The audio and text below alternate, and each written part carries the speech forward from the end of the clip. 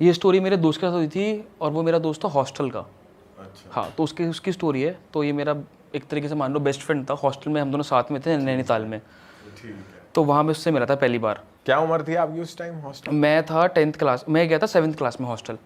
तो वहीं पे मेरे को मिला था वो। तो बेसिकली जितने भी वहाँ पे हॉस्टल में लोग आते हैं सबकी अपनी अपनी कहानी है। कोई जैसे मैं जैसे गया था वहाँ पे कि मैं पढ़ाई में अच्छा नहीं था, तो मेरे को हॉस्टल में डाल और दिया। क्या इंस्पिरेशन थी आपकी हॉस्टल में जाने की? भाई हॉस्टल में ये था कि जैसे दीपक था, दीपक पढ़ाई में बहुत अच्छा था, मैं और सुमित पढ़ाई में अच्छे नहीं थे।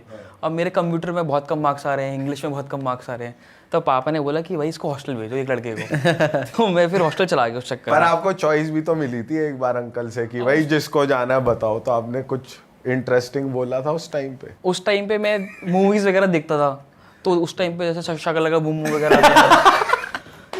तो उस टाइम पे मैंने देखा कि वो हॉस्टल में रहता है, तो मुझे बड़ा अच्छा लगा कि भाई बड़ी अच्छी स्टोरी होती होगी, मतलब मजा आता होगा। संजू हॉस्टल में रहता था? हाँ, डोमेट्रीज में रहता था वो। उसमें डोमेट्रीज थी लेकिन उसमें ऐसा कुछ नहीं था कि वो हॉस्टल में रह रहा है। भाई मैंने ना जहाँ तक मुझे वो लगता है, बंक बेड पे सोता bunk bed पे सोता था। पता नहीं कि मेरा माइंड ऐसा करता था कि हॉस्टल का काइंड ऑफ कुछ चीजें हैं, ऐसा ही कुछ होगा हॉस्टल में। तो मैंने फैसिनेट कर उसको कर लिया दिमाग में। तो मैंने कहा चलते हैं भाई हॉस्टल, मजा आएगा वहाँ पे, नए लोग मिलेंगे, सब कुछ, वो भी नैनीताल में, अच्छा बढ़िया मजा आएगा।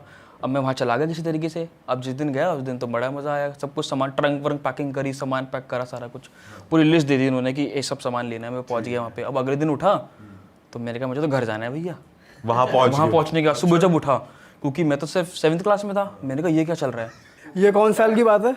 2007 की। अच्छा, मेरे क्लास और ईयर साथ साथ चल रहे हैं, मतलब 8th में, मैं 2008 में था, इस तरीके से। अच्छा। तो इसलिए मुझे अच्छे से याद उस है। टाइम होता है यार कि जब आप चले जाते हो ना, पहुंच जाते हो हॉस्टल जैसी जगह, तो ये होता है कि भाई क्यों आ गए। क्यों, आप कितनी बार गए हो हॉस्टल जो आपको होता है? आपको कैसे होता है? जैसे सुना है, लोगों से सुनते आए हैं ना, जैसे बहुत यार दोस्त हॉस्टलों में रहे हैं। कौन से यार दोस्त रहे तेरे? यार दोस्त हमें कौन रहा है हॉस्टल में? तेरे एक यार दोस्त का भाई गया है, उसके बारे में तुझे पता नहीं। जैसे ये रहा है इसी से ही सुना है। तो अब दोबारा क्यों सुन रहा है? अब सीधा कहानी पे आ, बकचोदी मत कर ज्यादा। अमित जी शुरू करो स्टोरी। तो मेरा दोस्त था नीरज, मेरे साथ हॉस्टल में था वो। तो हम दोनों सेम ईयर ज्वाइन किया था हॉस्टल।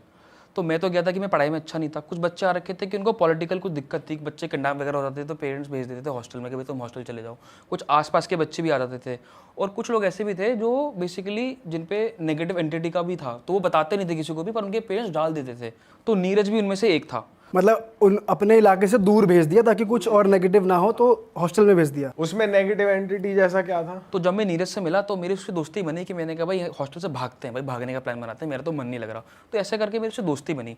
तो फिर धीरे धीरे जानने को मिला कि भाई इसका तो केस ही अलग है, मैं तो कम मार्क्स के चक्कर में आया हूँ, इसके ऊपर कुछ नेगेटिव एंटिटी थी, उस चक्कर में आया। तो बेसिकली मैं कहानी बता देता हूँ आपको क्या थी। 2000 के आसपास इसके मॉम डैड हिमाचल प्रदेश से दिल्ली आए थे रहने के लिए। तो उस टाइम पे जब ये आए थे तो ज़्यादा पैसे नहीं थे इस फैमिली के पास। तो 2000 के आसपास जब ये घर पर आए तो उन्होंने छोटा सा घर खरीदा भजनपुरा वगैरह साइड, दिल्ली में ही है। तो वहाँ पर आए, उनकी दोस्ती यारी हुई अपने आस पड़ोसियों से। तो उस टाइम पे काफ़ी मतलब लोअर मिडिल क्लास फैमिली थी ये, नीरज की जो फैमिली थी। तो ये 2 भाई थे। तो बेसिकली ये मिडिल क्लास फैमिली थी। तो उसके पेरेंट्स का और इनकी फैमिली का यही था कि भाई किसी तरीके से हमें मेहनत करनी है, आगे बढ़ना है। तो धीरे धीरे अंकल ने प्रॉपर्टी में इन्वेस्ट किया, उसके पापा ने। तो वहाँ पे कुछ टाइम बाद उनको काफ़ी ज़्यादा मुनाफा हो गया। इनिशियली वो एक फैक्ट्री में काम करते थे, वो सैनिटरी पैड्स की फैक्ट्री थी। तो उसमें वो एज अ सीनियर सुपरवाइज़र काम करते थे। जब प्रॉपर्टी में अच्छा खासा फ़ायदा हो गया तो उन्होंने अपनी खुद की फैक्ट्री खरीद ली और खुद की सैनिटरी पैड्स की फैक्ट्री उन्होंने स्टार्ट कर दी। उस प्रॉपर्टी से अच्छा खासा फ़ायदा हुआ उनको, मतलब। तो वो उस टाइम पे उन्होंने प्रॉपर्टी खरीदी, फैक्ट्री खरीद ली, और इन दोनों बच्चों को एडमिशन करा दिया इंग्लिश मीडियम स्कूल में, ये हिंदी मीडियम में थे उस टाइम पे। तो बढ़िया मतलब एक ग्रोथ मिल गई थी फैमिली को, मिडिल क्लास से थोड़ा अपर मिडिल क्लास में आ गए थे फैमिली। तो आसपास के लोग भी थे जो जिनको पता लगा इस बारे में। तो ये दोनों भाइयों का एक ये सीन था कि ये हर संडे को, जैसे गली के बच्चे क्रिकेट खेलने नहीं जाते, तो ये लोग भी अपना क्रिकेट खेलने जाते थे गली के जस्ट पीछे। तो वहाँ पर एक लड़का था सत्यम, पूरे 7-8 लोग थे। तो ये लोग अपना क्रिकेट खेलते थे वहाँ पे, बैट बॉल से अपना जो भी खेल रहे हैं, कोई चौका छक्का मार रहा है। तो सत्यम की और नीरज की लड़ाई हो गई बहुत ज़्यादा एक दिन। तू मैं हुई, गाली गलौच हुई, और एकदम बल्ले बल्ले से मार दिया, यहाँ पे खून वून निकाल दिया, उसके मुंह पे भी बैट मार दिया। दोनों ने एक दूसरे को कहा या एक पिट गया कोई? यही पिटा है, नीरज पिटा है। उसने बहुत ज़्यादा मार, सत्यम बड़ा था उससे एक्चुअली 2 साल। तो उसने मार दिया उसको, और बाद में अचानक से उसके पीछे भी पकड़ के उसके बाल खींच लिए, और उस टाइम पे लड़ाई हो गई। फिर उसका भाई आया, बड़ा भाई नितिन, तो लड़ाई वड़ाई छुड़ाई, फिर वो घर आ गए। और उस टाइम पे बच्चों में ये सीन था कि लड़ाई जब हो जाती है तो घर में बताता नहीं है कोई भी आके कि भाई मुझे फिर खेलने नहीं जाने देंगे। तो उसने भी ऐसे ही करा, भाई मैं घर पे नहीं बताऊंगा क्योंकि फिर घर वाले मुझे खेलने नहीं जाने देंगे। उस टाइम पे क्रिकेट से बहुत ज़्यादा मन भी था लोगों को खेलने का। तो घर वर आया तो उसने खुद ही आसपास का जो एक डॉक्टर था साइड में, भाटी डॉक्टर, उससे उसने अपना इलाज विलाज करवा दिया, भाटी डॉक्टर से छोटा मोटा जो भी है। अब ये इंसिडेंट होने के बाद उसके ठीक 1 महीने बाद नीरज को सांस लेने में दिक्कत आ गई। मतलब जब भी वो सुबह सुबह उठे तो उसको ऐसा लगता है कि मुझे सांस कम आ रहा है, तो उसको लगा नॉर्मली होगा। फिर वो स्कूल जाता था अपना, भारी हो रही है सांस सांस भारी हो जाती थी। वो स्कूल जाता था, क्रिकेट वगैरह खेलता था अपना, तो वहाँ पे दिक्कत आती थी, क्लास में भी बैठे बैठे दिक्कत आती थी। उसने घर पे बताया कि ऐसा ऐसा सीन है, तो घर वालों ने बोला कि ठीक हो जाएगा, थोड़ा बहुत ऐसे ही हो रहा होगा। फिर वो चले गए हॉस्पिटल डॉक्टर को दिखाने, जब ज़्यादा सीरियस हो गया और डॉक्टर ने डिक्लेयर कर दिया इसको एस्थमा है। तो उस टाइम पे नीरज 10-12 साल का था। डॉक्टर ने बोल दिया कि इसको एस्थमा है। घर वाले पूरे शॉक्ड हो गए कि इतनी कम उम्र में एस्थमा कैसे हो गया, किसी को आसपास घर में है भी नहीं और ऐसा कुछ, वो उसका खान पीन भी ऐसा नहीं है कि जिस चक्कर में उसको एस्थमा हो गया। तो भाई जब उसको अस्थमा हो गया, डॉक्टर ने बता दिया सारा कुछ, तो दिक्कत आ गई उसको बहुत ज़्यादा, घर वालों को भी बहुत ज़्यादा परेशानी हो गई। तो फिर तकरीबन 1-1.5 महीने बाद सब कुछ नॉर्मल हुआ घर में और उसने अपना विदिन एक हफ्ते की उसने पूरी छुट्टी ली स्कूल से और फिर स्कूल जाना स्टार्ट कर दिया। और इस चीज़ के होने के बाद 1 महीने बाद, तुरंत 1 महीने बाद दोबारा उसको गलत सपने आने लग गए। और बेसिकली एग्जैक्टली 1 महीने बाद उसको मतलब उल्टे सीधे सपने आने लग गए। और सपने में उसको मतलब ऐसा आता था कि कोई चुड़ैल आ रही है उसके सपने में। और पहले दिन उसका बेड पे सूसू भी निकल गया नीरज का। और उसकी मॉम ने बोला भैया अब इतना बड़ा हो गया तो ये सब कैसे हो रहा है सब चीज़ें। तो उसने बताया कि मेरे को गलत सपना आया और ये चीज़ 3-4 दिन तक कॉन्टीन्यूस होती रही। तो उनको अजीब सा लगा कि भाई ऐसा क्यों आ रहा है सपना वगैरह ये वो। तो फिर उन्होंने सोचा कि डॉक्टर को दिखा देते हैं, पर वो चीज़ ऑटोमेटिकली ठीक हो गई। फिर उसके बाद थोड़े दिनों बाद उसको दौरे पड़ने स्टार्ट हो गए नीरज को। ये एक्चुअल में हुआ नीरज के साथ? एक्चुअल में अब बेसिकली नीरज और उसका बड़ा भाई एक रूम में सोते थे और वो बैठे बैठे उसकी पूरी बॉडी ऐसे ऊपर को हो जाती थी और वो बेडशीट को पकड़ के ऐसे हो जाता था और आँख पूरी ऊपर हो जाती थी। अब उसने घर पे बताया उसके बड़े भाई ने रात में कि इसको तो ऐसा ऐसा हो रहा है। वो भी एक बहुत बड़ी दिक्कत घर वालों के लिए। तो फिर उसका दोबारा डॉक्टर का ट्रीटमेंट चला, वो दोबारा प्रोसेस में गया और पूरा उसको 6 महीने लगे इस चीज़ से उभरने में। पर 90% वो रिकवर हो गया। फिर भी उसका थोड़ा बहुत इम्पैक्ट था उसकी बॉडी पे ये सब चीज़ों का। तो उसके घर वालों को थोड़ा शक हुआ कि भाई मेरे मतलब शायद नीरज के ऊपर किसी ने कुछ गलत तो नहीं कर दिया, क्योंकि मतलब मॉम डैड को तो पता रहता ही है कि काला जादू वगैरह सब चीज़ें रहती हैं। तो उनको लगा, बट उन्होंने फिर भी इस बात को ज़्यादा भाव नहीं दिया। उनका शायद हो भी सकता है और नहीं भी हो सकता, इग्नोर कर दिया इस बात को। फिर कुछ टाइम बाद उसके डैड ने जब प्रॉपर्टी फैक्ट्री खरीद ली थी ना, जब वो फैक्ट्री खरीद ली उसके डैड कभी कभार रात में इंस्पेक्शन करने जाते थे फैक्ट्री के अंदर काम के लिए। रात में काम के नाइट शिफ्ट लगती थी रात में, तो वो जाते थे इंस्पेक्शन करने के लिए। तो पता नहीं एक रात को मानस ने बोला कि तो एक रात को जो है नीरज ने भी बोला कि मेरे को भी जाना है फैक्ट्री में रात में। अगले दिन सैटरडे था, उसने बोला मेरे को भी जाना है भैया फैक्ट्री में रात को 11 बजे। तो उसने काफ़ी ज़िद करी। उसके पापा ने पहले मना किया भाई मत जा करके, रात का समय है, बट उसने वो माना नहीं। उसने कहा नहीं इनको जाना है। तो बेसिकली नीरज और नितिन उसका दोनों भाई चले गए पापा के साथ। और उनकी फैक्ट्री में 3-4 कमरे थे भाई। एक कमरे में वो उसके डैड समझा रहे हैं लेबर्स को कि भाई ये ऐसा ऐसा करना है, ये प्रोजेक्ट है जो भी है, इतने पीस करने हैं। सैनिटरी पैड्स की फैक्ट्री थी, तो समझा रहे थे। एक रूम में उसको लेबर को समझा रहे हैं, उस रूम में दूसरी मशीन रखी है। अब जो तीसरा रूम था राइट में, उसमें एक मशीन रखी थी जो कि नीरज के साइज हाइट से 3 गुना बड़ी थी। अब उस पर कोई भी जब भी वो कटिंग मशीन थी बेसिकली, उस पर कोई भी काम करता था ना आके, तो बहुत प्रिकॉशन से काम करता था, कि बहुत ब्लेड वगैरह थे, रोलर वगैरह थे उस मशीन के अंदर। तो वो चला गया उस मशीन के जस्ट सामने खड़ा हो गया जाके। अब उस मशीन में 3-4 बटन थे, एक ऑन ऑफ फॉरवर्ड का रिवर्स का। तो वो जाके रोलर के सामने खड़ा हो गया मशीन के सामने। उनको लगा लेबर को कि भाई खड़ा हुआ है, कोई दिक्कत नहीं है। उसने क्या करा, रोलर के बीच में अपना हाथ डाल दिया ऐसे करके, और हाथ डालने के बाद तुरंत ऑन कर दी मशीन, खुद ही ऑन कर दी। और ऑन करने के बाद वो मशीन ऐसी थी कि 1 सेकंड में 2 बार रोल होती थी।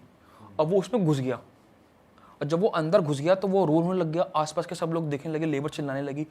उसके फादर भाग के आए उस वाले रूम से, देखा तो खून वहाँ पे टपका पड़ा। उसके पापा ने हड़बड़ी में ऑफ की जगह रिवर्स वाला बटन दबा दिया। अब जब उन्होंने रिवर्स वाला बटन दबाया तो वो उस मशीन ने उसको उल्टा फेंक के मारा। जब उसको उल्टा फेंक के मारा तो उधर बहुत सारी कीलें रखी हुई थी, क्योंकि सैनिटरी पैड की वो मशीन थी, तो कीले वगैरह भी रखे रहती थी कोने में। वो जाके गिरा कीलों पे, वो कीले भी उसकी पूरी बॉडी पे एकदम आ गई, फेस वगैरह पे पूरा उसका लग गया कील, और वो एकदम जाके गिर गया। उसका जो राइट हैंड जो था वाला, वो पूरा कट हो गया यहाँ से, चेस्ट से लेके यहाँ तक पूरा कट हो गया, 90% पूरा कट ही हो गया। और मांस वास भी साइड में गिरा पड़ा था वहाँ पे, खून खून। तो भाई डॉक्टर ने मना कर दिया कि 80-90% हाथ कट चुका है इसका, इसको हाथ को कटवा दो आप। तो उसके पापा ने इंसिस्ट किया कि नहीं भाई, आप इसको पूरा ट्राई करो और हाथ जोड़ने की पूरी कोशिश करो। तो उसका जो मांस निकला हुआ था ना बाहर, पूरा अंदर लगाया, हाथ जोड़ा। फाइनली उसको 1.5 साल लगा हाथ को रिकवर होने में। और आज भी उसका जो राइट हैंड है ना, अपने लेफ्ट हैंड से 2 इंच लंबा है, ये चीज़ हो रखी है। और डॉक्टर ने तो मना कर दिया था कि हाथ में जोड़ देता हूँ पर ये मूव नहीं होगा। तो 1.5 साल तक उसको फिर ट्रीटमेंट वगैरह दिया, एक्सरसाइज वगैरह कराई, उस चक्कर में उसका हाथ चल पा रहा है आज के डेट में अच्छे तरीके से, बट 1.5 साल लग गया पूरा रिकवर होने में। अब ये सब कुछ चीज़ें हो गई। अब उस बीच जब वो घर बार आया ना, तो दिवाली का माहौल चल रहा था। तो उसकी मम्मी ने, अब दिवाली के टाइम पे हमारे घर में भी सब लोग साफ़ सफाई करते हैं, तो उसकी मॉम देख रही कि जो नीरज का गद्दा है जहाँ पे सोता है, वो मैट्रेस निकाला तो मैट्रेस के नीचे राख रखी हुई, लाल कपड़े के अंदर बंद हुई। अब वो घबरा गई कि ये राख किसने रखी यहाँ पे। अब वो समझ गई किसी ने ब्लैक मैजिक तो पक्का ही करवा रखा है, क्योंकि अंदर राख मिलना मतलब कि वो घर वाला तो कोई रखेगा नहीं। तो या तो कोई गेस्ट आया हो, आस पड़ोसी आया हो, कोई दूर का रिलेटिव आया हो, तो वो समझ गई थी कि ब्लैक मैजिक तो हो रखा है डेफिनेटली, क्योंकि सारे डॉट्स मैच हो गए थे। उसका पहले अस्थमा हो गया, फिर उसका हाथ टूट गया, उसके बीच में उसको दौरे आने स्टार्ट हो गए। तो वो समझ गई थी कि कुछ प्रॉब्लम है। तो उनकी मम्मी की एक फ्रेंड थी जिनका कॉन्टैक्ट था असम के अंदर।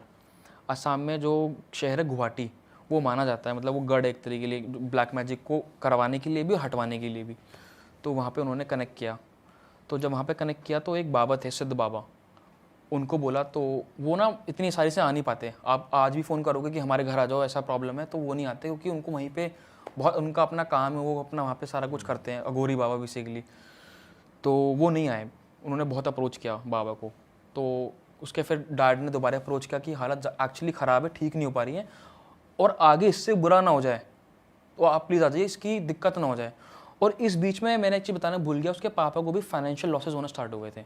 मतलब फैक्ट्री चल नहीं पा रही थी अच्छे तरीके से, जो जिस तरीके से वो ग्रो कर रहे थे पहले, वो ग्रोथ नहीं मिल रही थी, बल्कि डाउन ही जा रहा था मामला। लोन्स वगैरह स्टार्ट हो गए थे उसके डैड के ऊपर। तो 3 महीने बाद वो बाबा घर पर आए, और जिस दिन वो घर पे आए थे तो उन्होंने बताया नहीं था कि मैं इस दिन घर आऊँगा। उन्होंने बोला मैं आ जाऊँगा, और मैं डेट कंफर्म नहीं कर रहा पर मैं आ जाऊँगा। तो वो आए। जब वो घर पर आए तो उनको पता नहीं था, वो एकदम से आए। तो जब वो घर, उन्होंने बेल वगैरह बजाई, उन्होंने पहले पूरा घर का आसपास देखा, किसी ने घर पे तो कुछ नहीं कर रखा आसपास वगैरह कुछ।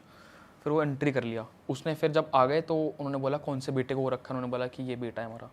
तो पहले दिन तो उन्होंने नीरज को पूरा ऑब्जर्व किया कि इसकी क्या हरकतें हैं, दौरे वगैरह आ जाते हैं तो कैसे आते हैं, रात में क्या होता है, उससे बातचीत वगैरह करी। फिर उससे अगले दिन जब उससे पूरी बातचीत वगैरह कर ली तो उससे पूछा कि भाई, मतलब उसने पूरा बताया। अभी हाल फिलहाल में उसका हाथ कटा था, उससे पहले उसको दौरे आने स्टार्ट हुए थे, उससे पहले उसको अस्थमा की प्रॉब्लम थी। तो बाबा ने पूछा कि भाई तुमने किसी का कुछ गलत तो खा नहीं लिया, या कहीं तुम्हारी लड़ाई वड़ाई तो नहीं हो गई हो, कुछ बताओ उस बारे में उस समय पहले। तो उसने बताया एक लड़ाई तो हुई थी मेरी उस समय पे। तो उसने बोला क्या हुआ था लड़ाई में। तो उन्होंने बताया ऐसे ऐसे हुआ था, और मेरे बाल भी यहाँ पे प्रॉपर चोट आई थी। तो उन्होंने बोला कि बाल वगैरह भी किसने आपके निकाले यहाँ से। उसने बोला हाँ निकाले। तो बाबा को थोड़ी हिंट मिल गई थी बाल की। और फिर उस रात को बाबा को एक हिंट और मिला कि जब बाबा छत पे गए ना, तो सामने वाला जो घर का पेड़ था उस पर उल्लू बैठा हुआ था। तो उसको उनसे भी कुछ पता लगा कि, क्योंकि बेसिकली मैं आपको बता दूं, जो उल्लू होता है, आउल जो होता है, उससे आप, वो अच्छा भी है और बुरा भी है। तो उससे आप, वो बेसिकली लक्ष्मी जी का वाहन होता है, तो उससे आप कुछ गलत भी करा सकते हो बहुत तगड़ा, और वो बेसिकली अगर वो खुद बाय चॉइस आ रहा है तो वो आपके लिए अच्छा है। बट अगर उससे तुम ब्लैक मैजिक कराओगे तो वो बहुत गंदा हो जाता है बेसिकली। तो बाबा ने कहा ठीक है, इस पर काला जादू ही कराया गया, हम प्रक्रिया कल सुबह स्टार्ट करेंगे। तो कल सुबह मॉर्निंग में 5 बजे के आसपास पूरा परिवार सामग्री लेके आ गया। और जो चीज़ें उन्होंने बताई थी, शीशा था, लाल कपड़ा था, और वो था कच्ची हल्दी, उनको मंगवा लिया। हवन की पूरी सामग्री मंगवा दी। तो हवन चालू कर दिया, उसको नीरज को सामने बिठा दिया। 1 घंटा उन्होंने पूरा हवन किया अपना। और जब मेन टाइम था, प्राइम टाइम, उसको बुलाया। उसको बोला नीरज को कि भाई अपनी मुट्ठी खोल, और उसके यहाँ पे कच्ची हल्दी रख दी, जो बेसिकली येलो कलर की होती है, आपको अगर पता है तो। वो रख दी, और उसको बोला कि अब तुम अपनी मुट्ठी बंद कर लो, और मंत्र पढ़ना स्टार्ट किए। और 10 मिनट बाद बोला कि अब तुम अपना हाथ खोलो। जब उसने अपना हाथ खोला ना, तो जो कच्ची हल्दी थी उसका रंग पूरा खून जैसा लाल हो गया था। हाँ, तो जब वो पूरा खून जैसा लाल हो गया तो बाबा ने उसके बाद सारे रहस्य खोल डाले, सारी चीज़ें बता दी, और घर वाले पूरे शॉक्ड हो गए, पूरे नाम बता दिए। तो बाबा ने सीधे बोला कि एक लड़का है सत्यम, जिसने तुम्हारे बालों से काला जादू करा है, और उसका बाप एक तांत्रिक है। तो बेसिकली सत्यम का बाप नीरज के पापा का दोस्त हुआ करता था एक टाइम पे, और उस टाइम पे वो काला जादू नहीं करता था। फिर उसके बाद उसने काले कपड़े पहनने चालू कर दिए और तांत्रिक वगैरह में चला गया, तो उनकी दोस्ती भी थोड़ी कम हो गई, उस चीज़ों में चला गया वो। तो उसने पूरा बता दिया कि भाई ऐसे ऐसे ये इन्होंने करवाया है पूरा काला जादू। अब इन्होंने बोला, उनको पूरे शॉक्ड हो गए, और उनको पता भी लग गया। वो बीच में उनका पूरा मतलब बेसिकली सत्यम और उसके डैड आए थे देखने के लिए कि इसकी तबीयत कैसी है। तो उनको आइडिया लग गया था कि उसी बीच में इन्होंने वो जो ऐश रखी थी लाल रंग के कपड़े के अंदर, वो उन्होंने उसी गद्दे में रखी होगी। तो वहाँ से पूरा डार्ट सारी की सारी डॉट्स मैच हो गई उनकी पूरी की पूरी। अब उसके बाद बहुत गुस्से में, तो उन्होंने बोला कि इन्होंने हमारे ऊपर काला जादू करवाया कैसे, हमें पूरा सॉल्यूशन चाहिए, और इसको गंदी से गंदी आप वो दो सज़ा। तो उन्होंने बोला कि इसको गंदी से गंदी सज़ा मिलेगी कि उसने कर्म बहुत गंदा करा है। और एकदम उन्होंने उल्टा करवाने की बात करी कि उन पे उन्होंने बोला कि सज़ा हमें तो वो चाहिए एक तरीके से सॉल्यूशन, मतलब क्या कहते हैं एक तरीके से बदला चाहिए, इंसाफ चाहिए हमको भाई, हमें इंसाफ दिलाओ किसी तरीके से। हमारे बच्चे के साथ ये सब कर दिया, कल को मर जाता हमारा बच्चा। तो उन्होंने बोला कि वो ऐसी मौत मरेगा कि मतलब वो सोच भी नहीं सकता कभी इस तरीके से। तो जितना टाइम नीरज को ब्लैक मैजिक स्टार्ट होने से अब तक लगा था ना, वो कह रहे थे इतना ही टाइम लगेगा उसको मरने के लिए। तो 3-4 साल हो गए थे, उन्होंने कहा 3-4 साल में वो एकदम नष्ट हो जाएगा। तो 2013-14 के अंदर वो आदमी मर गया उसको भी। और वो मरा कैसे? सत्यम मरा है उसके पापा, उसके डैड। तो वो मरा कैसे? उसको कैंसर हो गया। अब बेसिकली आपके अगर ऑर्गन्स में कैंसर होता है ना, लिवर में, दिल में, कहीं पे दिमाग में, वो बस्ट हो जाता है, बंदा ऑर्गन फेल हो जाता है, बंदा मर जाता है। बट अगर आपके गले में अगर है ना बेसिकली कैंसर, तो आप इतनी आसानी से नहीं मरोगे, क्योंकि वो धीरे धीरे फैलता है। वो ऑर्गन तो है नहीं, कुछ मल्टी फेलियर तो ऑर्गन फेलियर तो हो नहीं रहा, वो धीरे धीरे करके इस तरीके से जिसे कहते हैं कीड़े पड़ जाना शरीर में, उस तरीके से मरा है वो आखिरी में आके। नीरज इस टाइम वहाँ कैसे आया हॉस्टल में? उसके बाद आया या बीच में आया? हाँ, उसके जब सब कुछ हो गया, पूजा वूजा हो गई, तो उसके डैड ने सोचा कि भाई अब मैं इसको हॉस्टल भेज रहा हूँ, क्योंकि मैं नहीं चाहता कि यहाँ पे और इस तरीके से कुछ गलत चीज़ें हों मेरे बच्चों के साथ। तो बेसिकली ये कहानी है भाई नोएडा की सेक्टर 137 की। तो कॉलेज गोइंग स्टूडेंट्स थे, उसका नाम था रोहन, उनके 2 दोस्त थे, और एक का नाम था अंशुल, एक का नाम था वैभव। अब ये लोग ऐसे थे कि 2 लोग, कॉलेज का फर्स्ट ईयर था, स्टार्ट हुआ था। अब आपको पता ही कॉलेज के बंदे कैसे होते हैं, अपना पार्टी करना, घूमना फिरना, मौज मस्ती लेना, नाइट पार्टी करना, घर पे हाउस पार्टी करना। तो वो एक दिन वो भी अपना घर पे पार्टी कर रहे थे, 3 दोस्त मिलके। वो फ्लैट था बेसिकली इसका अंशुल का और रोहन का फ्लैट था, रोहन और अंशुल का फ्लैट था। वैभव भी आ गया उनके साथ पार्टी करने के लिए। अब वो 5-6 बजे बैठ गए पार्टी करने के लिए, सैटरडे का टाइम था, कॉलेज की छुट्टी थी। तो ये लोग बैठ गए अपना बियर ड्रिंक्स वगैरह कर रहे, अपना ड्रिंक्स वगैरह करने के बाद अपना इनका दिमाग में आइडिया आया कि एक हॉरर मूवी चला देते हैं और देखते हैं बैठ के आराम से।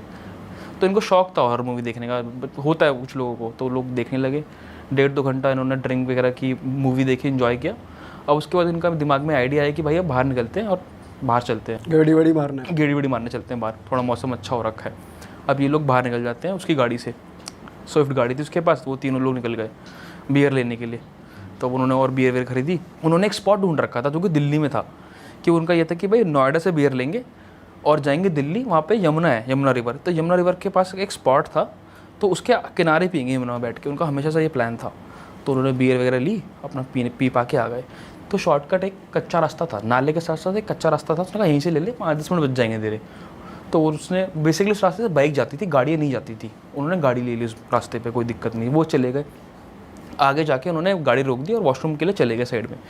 जब वो वॉशरूम के साइड में करने गए वहाँ पे, तो जैसे ही लेफ्ट साइड देखा ना, तो वो कच्चा रास्ता थोड़ा ऊंचाई पे था, राइट साइड में नाला था, लेफ्ट साइड में कब्रिस्तान था। अच्छा। तो अभी वो हॉरर पिक्चर देख के आए थे और थोड़ा बूस्ट, तो बेसिकली जो रोहन था वो थोड़ा एनर्जेटिक बूस्ट सा हो रखा था बहुत ज़्यादा, कि मैं कुछ नहीं समझता इन सब चीज़ों को, ये सब क्या चीज़ें हैं, मैं नहीं मानता सब चीज़ों को। तो और बिल्कुल किसी को बिना बताए खुद मस्ती में नीचे चला गया और नीचे से आवाज़ मार रहा है, देख मैं तो नीचे आ गया, तुम भी नीचे आ जाओ। कह रहे हम नहीं आ रहे भाई, नीचे तू रहे, नीचे कह कुछ नहीं होता भाई। वो अपना हल्का सा आगे गया, वो कब्रिस्तान ही था, देख के अपना आ गया वापस। जब वो वापस आया ना, तो जहाँ उन्होंने गाड़ी पार्क करी थी, गाड़ी जहाँ पार्क करी थी वहीं नाले के साइड में एक दिया रखा हुआ था। अब वो दिया मैं आपको बता देता हूँ, उसमें बेसिकली 4 जोत थी, 4 वो जल रही थी, और बीच में रखा था अंडा, और अंडे के ऊपर खून के निशान, खून टपका पड़ा था एक तरीके से पूरा वो, और वो जल रहे चारों दिए। तो वो कह रहे इतनी रात में ये सब 8-10 बजे की बात थी अप्रॉक्सी, तो इतनी रात में ये सब चीज़ें क्या रखी हुई हैं। तो उन्होंने देखा, तो बेसिकली रोहन आया और उसने आते उसमें लात मार दी और जाके अपनी ड्राइविंग सीट पर जाके बैठ गया। बोला मैं नहीं मानता सब चीज़ों को, हटाओ इनको। गाड़ी में वो कह रहा तू पागल है, ऐसा नहीं करना चाहिए, दोस्त यार कहने लगे उसको। उसने कहा अपना जो प्लान है उसको करते हैं, सब चीज़ें कुछ नहीं होती भाई, तुमको मैं पहले ही बता चुका हूँ। वो चले गए अपना यमुना पे। अब उनका जो स्पॉट था वो बेसिकली वो दिन में जाया करते थे, रात में नहीं जाते थे स्पॉट पे, क्योंकि रिवर क्या होता है रात में ना थोड़ा पानी जहाँ पे रहता है ज़्यादा आगे की तरफ आ जाता है। उसने कहा हम थोड़ा आगे की तरफ बैठ लेंगे भाई, क्या दिक्कत है। वो चले गए उस रास्ते से, कच्चे रास्ते से वहाँ पर गए। वो वहाँ पर जैसे पहुँचे, बिलीव मी भाई, वहाँ पे एक डेड बॉडी पड़ी है और उसका ये वाला जो पार्ट है ना वो कबूत मतलब खुला पड़ा है पूरा, और ऊपर से जो होते हैं गिद्ध होते हैं, कौन होते हैं, वो खा रहे हैं बैठ के उसको। वो वहाँ पहुँचे थे, वो देख रहे हैं कि इतने सारे चिड़ियाँ कैसे बैठ के कहाँ बैठी, क्या खा रही हैं इतनी रात के अंदर। तो डेड बॉडी पड़ी, उसका पूरा खुला पड़ा ढांचा, और जाके रोहन ने उसकी जगह फ़ोटो क्लिक कर ली। कह रहा रोहन ने फोटो जो चौड़ा हो रहा था ऐसे उसने जो चौड़ा बनने का था उसका, भाई मुझे उन सब चीज़ों को फ़र्क नहीं पड़ता। उसने जाके उसकी फ़ोटो क्लिक कर ली उस इंसान की। उसको देखने का भी मन नहीं कर रहा, मतलब वो ऐसा था बेसिकली, अंशुल ने मुझे बताया, वो कह रहा मुझे देखने का भी मन नहीं कर रहा, इतना वाहियात सीन था, मतलब कुछ उल्टी आ जाए इंसान को देख के। उन्होंने तुरंत वहाँ से भागे, कहीं कुछ पुलिस का सीन ना हो जाए कि भाई तुमने तो नहीं मारा। अब पता नहीं वो मारा है, क्या सीन है, किसी को कुछ नहीं पता। वो अपना गाड़ी में बैठ के वापस आ गए। अब जब वो वापस आ रहे घर की तरफ, तो 137 सेक्टर जो आपने देखा, नोएडा एक्सप्रेस वे ही है वो बेसिकली, तो बड़ा खुला एरिया है। वो जा रहे थे, घर पहुँचने से 5 मिनट पहले ही उनकी गाड़ी का एक्सीडेंट हो गया बिल्ली से। काली बिल्ली सामने आ गई एंड उससे एक्सीडेंट हो गया। वो ऑन द स्पॉट वहीं मर गई। उन्होंने गाड़ी रोकी, देखा कि मर गई है, बच गई, तो मर गई थी वो, और पूरा निशान हो गए थे उसके, खून की गाड़ी के ऊपर आ गए। और उसने कहा कल ही ठीक कराई हो, बट वो थोड़े अब घबरा गए थे तीनों कि भाई तूने पहले वो सब चीज़ें करी है ना, शायद उसी चक्कर में हुआ है ये, वरना होती नहीं चीज़ें यूजुअली इस तरीके से। वो रात में गए घर अपने गाड़ी पार्क करी बेसमेंट में, लिफ्ट से गए, वो 14 फ्लोर पे रहते थे, वहाँ चले गए। अब उनके पास एक पेट डॉग भी था। अब वो यूजुअली ना जब भी कोई आता था डॉग भौंकता था वो, तो वो उसने भी भौंका, वो आए, उसने दरवाज़ा खोला, पर जैसे उन्होंने एंट्री किया ना तो वो एकदम चुप हो गया, सुन हो गया डॉग, जैसे पता नहीं उसने क्या देख लिया हो, वो एकदम सुन हो गया वो एकदम, और घर से बाहर निकल गया डॉग। तो कह रहा है वो सब नशे में थे, थोड़ा बहुत ड्रिंक कर रखी थी ना, ये आज कैसे, इसको क्या हो गया एकदम से, अभी तो चीख रहा था, भौंक रहा था, अभी क्या हो गया। वो बाहर चला गया, स्टेज पर जाकर चुपचाप जाकर बैठ गया। उसे घसीट के लेके आ रहे अंदर, वो तब भी नहीं आ रहा, तो उसको फिर बाहर ही रखा। उसने कहा चल हम अंदर सो जाते हैं, कोई दिक्कत नहीं है। डॉग को बाहर छोड़ दिया। डॉग को बाहर छोड़ दिया। उसने कहा आज इसको यहीं सोने दे। और उनका थक गए थे बहुत ज़्यादा वो भी, और बहुत ज़्यादा दिक्कत भी हो गई थी क्योंकि ये सब चीज़ें हो गई थी उनके साथ। तो वो आके जाके बैठ गए और सो गए तीनों के तीनों। अब सुबह वो निकल गया, वैभव निकल गया अपने घर, अंशुल और वो तो वहीं रहते थे। अब सुबह जब वो उठा, उसके पैर में बहुत तेज़ दर्द होने लग गया, रोहन के पैर में, और इतना तेज़ दर्द हुआ कि मतलब बिना बात कुछ हुआ भी नहीं, मतलब कुछ ने कोई गिरा नहीं, कुछ नहीं हुआ, राइट पैर में दर्द होना स्टार्ट हो गया। उसने कहा ठीक है भाई हॉस्पिटल लेके चलते हैं। उनसे बोला अंशुल को भी हॉस्पिटल लेके चल मेरे को। वो हॉस्पिटल नोएडा में पास का एक हॉस्पिटल था, वहाँ एडमिट करा दिया। वहाँ पे डॉक्टर ने पट्टी वट्टी करी, फिर उसको वापस लेके आ गए घर उसी टाइम 2-3 घंटे बाद। और वो दोबारा अपने कामों में लग गया। अगले दिन दोबारा उसको उसके अंदर दिक्कत होनी स्टार्ट हो गई और ज़्यादा। अभी तक तो उसको बस दर्द ही हो रहा था, उसको लग रहा कि इन्फेक्शन वगैरह कुछ ऐसा तो नहीं होगा, कुछ इस तरीके से, कोई दर्द बहुत ज़्यादा बढ़ गया था। और उसको दोबारा लेके गए, और पट्टी तो उसकी बंदी रखी थी, तो बहुत दिक्कत हो रही थी हॉस्पिटल आने में, ले जाने में। उसको दोबारा एडमिट करा दिया। और इस बार जब वो हॉस्पिटल पहुंचा तो उसने घर पे इन्फॉर्म कर दिया कि मेरे पैर में ज़्यादा दिक्कत आ गई है। उसके मॉम डैड पंजाब में रहते थे, वहाँ पर रूपनगर में रहते थे, और उसका एक भाई था वो कनाडा रहता था। तो उसके मॉम डैड उसी रात निकल गए घर से कि हम आ जाते हैं, कोई दिक्कत नहीं है, तेरा ध्यान रख लेते हैं। वो घर वाले आ गए घर वापस, उसके फ्लैट पर चले गए, और वहाँ से फिर हॉस्पिटल आ गए। तो वहाँ पे डॉक्टर ने उसको 1 हफ़्ता पूरा इलाज करा उसका, जो बेसिकली पैर में इन्फेक्शन हो गया था। 1 हफ़्ता पूरा इलाज करा और तब जाके वो घर आया। और ये बात उसने अभी तक किसी को नहीं बता रखी थी कि ये सब क्या हुआ है, सिर्फ वो 3 दोस्तों के बीच में थी। वो पैर से मारना और वो लाश देखना और बिल्ली का मर जाना। अब वो जब घर वापस आ गया, अंशुल भी वहीं था। अंशुल ने बोला ये सब तुझे लगता है क्यों हुआ तेरे पैर में दर्द? उसने कहा मुझे लग तो रहा है भाई शायद उसी वजह से। उसने कहा घर वालों को बता दे भाई एक बार क्या सीन है। उसने कहा नहीं घर वालों को तो नहीं बताऊँगा, आज ठीक हो जाएगा, कोई दिक्कत नहीं है। और टाइम बीतता रहा, 1 महीना हो गया, 1.5 महीना हो गया। 1.5-2 महीने बाद दोबारा उसका, वो दोनों नॉर्मल लाइफ चल रही थी, उनका एग्जाम चल रहे थे, सब कुछ चल रहा था। कुत्ता इतने नॉर्मल हो गया था, आने लगा घर के अंदर, ये क्या सीन? कुत्ता आने लग गया घर में वापस। उसी रात का कुत्ते का से उसी रात का सीन हुआ था वो, उसके बाद कोई सीन नहीं हुआ। फिर 1.5-2 महीना बीत गया, उसका कॉलेज स्टार्ट हो गया। फिर वापस जब एक रात को वो सो रहे थे, रात के 2-3 बजे उसका पैर में दोबारा एकदम उससे भी ज़्यादा दर्द स्टार्ट हो गया। और सिर्फ उसने कहा हो जाएगा ठीक, कोई दिक्कत नहीं है। 1.5 से 2 घंटे में उस पैर का साइज़ दुगना तिगना हो गया, स्वेल हो गया पूरा प्रॉपर। उसको ले गए फिर हॉस्पिटल दोबारा अंशुल। अब जब हॉस्पिटल ले गए तो डॉक्टर ने बोला कि अब तो ये ज़्यादा कंडीशन ख़राब हो गई है, बट उसने आपको एडमिट कराना पड़ेगा, डॉक्टर ने ये बोला। तो उसने पूछा क्या हो गया इसके अंदर, क्या वो कह रहा सब कुछ टेस्ट करने के बाद ही पता लगेगा। अगेन फिर घर वाले परेशान हुए, आए 1.5-2 महीने बाद दोबारा। अब जब वो आए घर वाले तो उसका पूरा प्रोसीजर चला। उसकी मॉम और डैड दोनों आ गए। डैड उनको मॉम को छोड़ के वापस पंजाब चले गए। मॉम वहीं उसके साथ रात में रहती थी और दिन में कोई नहीं रहता था वहाँ पे हॉस्पिटल के अंदर। तो बेसिकली सब कुछ होता रहा, 4-5 दिन बीत गए। फिर उसी हफ्ते एक रात के लिए उसके दोस्तों ने बोला वैभव ने कि मैं भी देख लेता हूँ दोस्त का क्या हाल चाल है। और अंशुल ने बोला हम चले जाते हैं, आंटी आज आप रात को घर रुक जाओ, हम यहाँ पे इसके साथ रुक लेते हैं यहाँ पे। उसने कहा ठीक है। अब उस रात बेसिकली जिस हॉस्पिटल में, हॉस्पिटल का नाम नहीं लूँगा, जिस हॉस्पिटल में एडमिट था वो 6th फ्लोर पे था, टॉप फ्लोर वही था। तो जहाँ पर वो एडमिट था ना जिस रूम के अंदर, तो वहाँ पर उससे मिलने चले गए 6th फ्लोर पे वो। अब वो दोनों सब तीनों बैठ के गॉसिप कर रहे हैं कि ये सब तेरी वजह से हुआ है, तूने जो सब चीज़ें करी थी उसी वजह से हुआ है। अब वो 2015 की बात है, ये 15-16 की बात है। उस टाइम पे ना स्मार्टफोन आए थे, कुछ लोग स्मार्टफोन में चला रहे थे, कुछ लोग वो नोकिया वाला फ़ोन में चला रहे थे।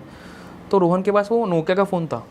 तो थोड़ी देर में ही एक वो आती है नोटिफिकेशन फ़ोन पे, जैसे पहले आती थी ब्लूटूथ की, आप पे कोई फाइल भेजना चाह रहा है, उसने कोई फाइल की रिक्वेस्ट आई, उसने कैंसिल कर दी, वो दोबारा आई, उसी फ़ोन पे आई दोबारा। उसने कहा चल एक्सेप्ट कर लेते हैं क्या चीज़ है। उसने उसको एक्सेप्ट किया तो देखा एक ऑडियो आ रखी है 2 मिनट की। उसने कहा देखते हैं भाई, उनके अंदर क्यूरोसिटी आ गई क्या वीडियो है, क्या ऑडियो, सॉरी क्या ऑडियो क्या देखते हैं भाई। वो ऑडियो चलाई तो एक छोटी सी लड़की गाना गा रही है, उसकी कोई लिरिक्स नहीं है गाने की, बस वो ऐसे ऐसे ऐसे कर रही है, गुनगुना सी रही है, लाइक एक छोटी सी बच्ची। उसने कहा ये कौन भेजता है भाई छोटे सा, मतलब ये सब क्या है। तो उन्होंने कहा ठीक है भाई कोई बात नहीं। अगले 2 मिनट बाद दोबारा एक और फाइल की रिक्वेस्ट आई। जब दोबारा एक फाइल की रिक्वेस्ट आई तो उन्होंने कहा देख भाई क्या रिक्वेस्ट आई है, एक्सेप्ट करी। तो इस बार एक फ़ोटो आई। जब वो फ़ोटो आई उन्होंने देखा तो बेसिकली रोहन के पास में फ़ोन था, इधर वैभव था, इधर अंशुल था। उन्होंने देखा, अब अंशुल बोल रहा है कि ये तो यार कोई बाबा की फ़ोटो लग रही है, कोई बूढ़े बाबा की। और ये बंदा बोल रहा है वैभव कि भाई ये तो कोई औरत लेडी की फ़ोटो लग रही है। और रोहन को समझ नहीं है कि वो क्या फ़ोटो, उसको समझ नहीं आ रहा। उसने कहा ये क्या बात है कि तू साले ये, मतलब तू भाई ये बोल रहा है और तू अलग फ़ोटो बोल रहा है। तो उनको बाद में रियलाइज़ हुआ कि जब उस फोटो को टिल्ट करा ना, फ़ोन को टिल्ट करा, तो यहाँ से वो किसी बाबा की फ़ोटो लगे और इधर से कोई लड़की की फ़ोटो लगे। तो अजीब सी फ़ोटो थी वो बहुत ज़्यादा। तो उन्होंने कहा छोड़ो भाई सब चीज़ें, कौन भेज रहा है क्या नहीं भेज रहा। अब वहाँ पे उनको दिक्कत इस बात पे ये भी हुई कि उस पूरे हॉल में कोई और भी नहीं था, तो ये भेज कौन रहा है। वो उन्होंने डिनर विनर किया, वैभव चला गया अपने घर वापस। अब अंशुल और रोहन उसी रूम में बैठे हैं। अब क्या होता है, थोड़ी देर बाद जैसे पानी टपकता है बाल्टी के अंदर, वो टपकने की आवाज़ आने स्टार्ट हो गई कि बाल्टी के ऊपर वो पानी टपक रहा है, टप टप टप टप। अब जैसे कि उसने मेंशन कर दिया यार बहुत टाइम से टपक रहा है। तो अंशुल बोलता है भाई मुझे तो कोई आवाज़ नहीं आ रही, तेरे को ही आ रही है पानी की आवाज़। तो बोल रहा है भाई मेरे को सही में आ रही है। वो कह रहा है प्रैंक मत कर मेरे साथ, मुझे आवाज़ आ रही है। उसने कहा मुझे नहीं आ रही। वो गया देखने के लिए बाथरूम में, कुछ भी नहीं, कोई भी टैप नहीं था, कोई बाल्टी नहीं थी। बालकनी में चला गया, कुछ भी नहीं था, कहीं से आवाज़ नहीं आ रही थी। इतना ही रूम था वो लगभग, बहुत आसानी से समझ सकता है आदमी कहाँ से आवाज़ आ रही कहाँ से नहीं आ रही। बट उस आवाज़ कहाँ से आ रही थी कुछ समझ ही नहीं आ रहा। चेक कर लिया पूरा का पूरा। उसके बाद अंशुल उसका ऐसी प्रैंक करने लग गया बैठे लाके, कह रहा तू भाई तू मत कर, तू मुझे पता तू ही कर रहा है, रोहन बोलता है। तो टाइम बीतता रहा। अब थोड़ी टाइम बाद वो आवाज़ अंशुल को आने लगी। तो कह रहा देख मुझे आने लग गई भाई आवाज़ वाली। कह रहा मुझे नहीं आ रही अब।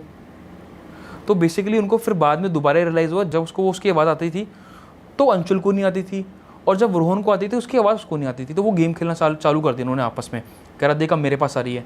फिर 4-5 सेकंड बाद देख वो कह रहा तेरे पास आने वाली, कह रहा हाँ मेरे को आ रही है। तो वो कह रहा मैंने हर चीज़ को बेनिफिट ऑफ डाउट दिया कि भाई जब भी मैं किसी को पूछता हूँ कहाँ से हुआ कैसे हुआ, वो उसको क्या समझ नहीं आया मेरे को कि भाई एक्चुअली हो कहाँ से रहा है ये, और इसका सोल्यूशन दो कि भाई जब मेरे को अब आप और मैं यहाँ बैठे हुए हैं, एक ही आवाज़ मुझे सुनाई दे रही है और आपको सुनाई नहीं दे रही, मतलब वो वाला चीज़ सीन हो गया प्रॉपर। तो कह रहा पता नहीं भाई ये सब चीज़ें अभी क्यों होनी है, रात के तू सो रहा है मेरे साथ, तेरे आने चक्कर में हुई है क्यों हुई है, कुछ समझ नहीं आ रहा। वो ब्लूटूथ वाला सीन भी। तो टाइम बीतता गया। उन्होंने बोला भाई एक काम करते हैं, अभी परेशान कर रही है आवाज़, नीचे से बुलाते हैं उसको अटेंडेंट को और ये हम अपना रूम शिफ्ट करवाते हैं। उसने कहा ठीक है। तो ये ना इमरजेंसी का एक बटन होता है, उस बटन को जब आप प्रेस कर देते हो तो वो प्रेस ही रहता है अनटिल वो अटेंडेंट आके उसको बंद करे। तो 1-1.5 घंटे में 1 से 1.5 मिनट में बंदा आ जाता है। वो इमरजेंसी बटन होता है। बट 2 मिनट हो गए, 5 मिनट हो गए, बंदा आया नहीं। अंशुल ने बोला भाई मैं जाके देखता हूँ नीचे बंदा क्यों नहीं आया। वो कह रहा है भाई मुझे अकेला मत छोड़, वैसे ही मैं अकेला हूँ यहाँ पे इस रूम में। तो वो कह रहा है मैं देख के आता हूँ, कोई दिक्कत नहीं है। वो गया लिफ्ट में, लिफ्ट किया तो लिफ्ट चल नहीं रही थी। फिर वापस नीचे गया पूछने के लिए भैया ऊपर हमें अटेंडेंट चाहिए। वो कह रहा चलेगा, वहाँ पर पहुँच चुके हैं, आप जाके देख लीजिए। वहाँ पर गया, जब वो अंशुल रूम में पहुँचा वहाँ पे तो वो अटेंडेंट भी आ चुका था। तो आपने कहा भाई लेट क्यों आए तुम इतना ज़्यादा? तो कह रहा मैं एक अलग केस आ गया था, वहाँ पर उसको अटेंड कर रहा था। अब उसके बाद जब वो केस अटेंड करते जब वहाँ पहुँच गया, वो कह रहा आपने बुलाया क्यों? कह रहा मुझे रूम बदलना है। कह रहा क्यों? कह रहा एक आवाज़ आ रही थी। कह रहा कौन सी आवाज़? कह रहा जब वो बंदा आया बेसिकली वहाँ पे वो आवाज़ ही नहीं थी। अब वो कह रहा हमें इसको कैसे बताएं कि आवाज़ आ रही थी? कह रहा भैया यहाँ पर आवाज़ आ रही है, आप ना दूसरे रूम में या फिर आसपास के रूम में चेक कर लो। अब उसने एक बात बोली, कह रहा इस पूरे फ्लोर पे ना आज के दिन सिर्फ आप ही हो और कोई है ही नहीं यहाँ पे। इस पूरे फ्लोर पे सिर्फ आप ही का बेड अलॉटेड है आज के दिन, और कोई है ही नहीं, तो आवाज़ आ ही नहीं सकती। अब सब लॉक्ड है पूरा प्रॉपर। अब वो उनकी और दिमाग ख़राब होगा कि भाई ये क्या हो रखा है, हम ही यहाँ पे हैं और फिर ब्लूटूथ कहाँ से आया? ये तो है नहीं कि हम इस फ्लोर पे बैठे हैं तो फर्स्ट फ्लोर से ब्लूटूथ आ जाएगा नीचे, या नीचे वाले से आ जाएगा। तो उसकी और ज़्यादा लग गई। तो उसने कहा ठीक है आप कह रहे हो मैं कर देता हूँ आपको। अब उसको साइड वाले रूम में कर दिया, सबसे वो कॉरिडोर था पूरा, सबसे एक्सट्रीम वाले जो रूम था कॉरिडोर का, वहाँ पे उसको भेज दिया। अब वहाँ पर पहुँच गए, उनकी हवा टाइट हो रखी थी अच्छी खासी उस दिन, दोबारा उनको बहुत डर लग रहा था। अब थोड़ी देर बाद क्या हुआ, जो आवाज़ आ रही थी ना टिप टिप की, एक्चुअली में वो आवाज़ पहले तो जो चल रही थी वो तो चल ही रही थी, अब उसकी वॉल्यूम भी बढ़ गई और उसका टेम्पो भी बढ़ गया। अब वो टप टप टप टप ऐसे होती जा रही है। वो कह रहा है भाई ये क्या, ये सब क्या है? और दोनों को अब दोनों को सेम आवाज़ आ रही है। अब जब वो आवाज़ बढ़ गई ना, उसने दिमाग लगाया, कह रहा मुझे एक बात समझ नहीं आ रही कि 2 घंटे से 3 घंटे से आवाज़ आ रही है, जब पानी बाल्टी पे गिर रहा है तो बाल्टी अभी तक भरी क्यों नहीं है? अब बेसिकली बाल्टी के ऊपर जब पानी गिरेगा तो आवाज़ कुछ और होती है, और जब वो पानी किसी पानी भरे हुए पानी पे गिरेगा तो वो कुछ और आवाज़ होती है। वो कह रहा भर क्यों नहीं रहा? अब वो आवाज़ इतनी ज़्यादा तेज़ हो गई थी, वो सुनाई दे रही थी किस तरफ से आ रही थी। तो उनके रूम में ना एक सामने एक और दरवाज़ा था, वो दरवाज़ा ऐसा दरवाज़ा होता है ना जो इधर भी खुल जाए उधर भी खुल जाए। तो उस दरवाजे के अंदर गया, वहाँ से आवाज़ आ रही थी। वो गया और उस दरवाज़ा खोला, देखा उसके अंदर एक और रूम था, वहाँ से वो आवाज़ आ रही। और उसकी जब उसने देखा ना वो रूम क्या है, उसकी वहीं फट गई। वो मॉर्ग रूम था, जहाँ पे लाशें वगैरह रखते हैं ना, अंदर से वहाँ से आवाज़ आ रही। वो वापस फिर वहाँ से एकदम तुरंत वहाँ से भाग के अंदर आ गया। कह रहा भाई आवाज़ तो वहाँ से आ रही है, और वो बेसिकली वो वाला रूम है मॉर्ग वाला। अब कह रहा हम उनको दोबारा नहीं बोल सकते कि हमें ऐसा शिफ्ट करो। तो उसको दोबारा बोला अटेंडेंट को कि भाई आपने हमें यहाँ पे क्यों स्विच करा, यहाँ पे इस वाले रूम में क्यों करा, इस वाले फ्लोर पे क्यों डाला? तो कह रहा बेसमेंट में कुछ काम चल रहा है बेसिकली, तो इस चक्कर में टेम्परेरी इनको यहाँ पर अभी इसको यहाँ पर हमने इस रूम को बनाया है। तो उसने कहा ठीक है। उसने कहा कोई दिक्कत नहीं, आप रहो, आप जब बोलोगे मैं तब ऊपर आ जाऊँगा। उसने कहा ठीक है। वो दोबारा नीचे चला गया। अब क्या हुआ, उसने कहा भाई उसने मूवीज़, हम सब ने मूवीज़ में देखा है कि हनुमान चालीसा हम अगर चलाएंगे तो उसका थोड़ा पॉजिटिव इफेक्ट आता है उस चीज़ का। उससे अपने फ़ोन में हनुमान चालीसा स्टार्ट कर दी। मात्र 10-12 सेकंड हुए होंगे, उसका फ़ोन स्विच ऑफ हो गया। अब उसको एक चीज़ और रियलाइज़ हुई कि भाई अगर ये चीज़ बंद हो जाए चलते चलते तो उसको गुस्सा आ जाता है एंटिटी को, अगली एंटिटी को, वो तुम पे और ज़्यादा इम्पैक्ट कर सकती है। तो वो फिर उसने को समझ नहीं आया क्या चल रहा है। तो उसने क्या करा, उसने कहा भाई फ़ोन रखा साइड में, चार्जिंग पे लगाया, और अब रात के 3-4 बज चुके थे। तो भाई 3-4 बजे की बात होगी। तो उसने क्या करा, टीवी ऑन करा, चैनल बदले तो भजन आ रहे थे। उसका दिमाग में आइडिया आया कि मैं भजन वगैरह सुनूंगा और सो जाऊंगा आराम से। उसने वही करा। सुबह के 4 बज गए तो उसने भजन वगैरह ऑन कर दिया और सो गया अपना नॉर्मली। अब सोने के बाद भाई क्या हुआ, तो अंशुल भी साइड में जाके लेट गया अपना वहाँ साइड में। तो 4 वो सो चुका था, अब उसका जाने का टाइम हो गया। उसका सुबह तो हो चुके चले जाता। उसने टेक्स्ट डाल दिया रोहन को कि मैं निकल रहा हूँ क्योंकि सुबह हो चुकी है, और मैं तेरे को इसलिए नहीं उठाया कि तो सो रहा था। तो थोड़ी देर बाद जो रोहन जब लेटा, चादर उड़ के लेटा हुआ था, उसकी चादर पूरी खींच ली किसी ने एकदम से। और वो एकदम से नींद में उठा, क्या हुआ भाई ये? उसको लगा कि शायद अंशुल ने करा होगा, आसपास प्रैंक कर रहा होगा मेरा।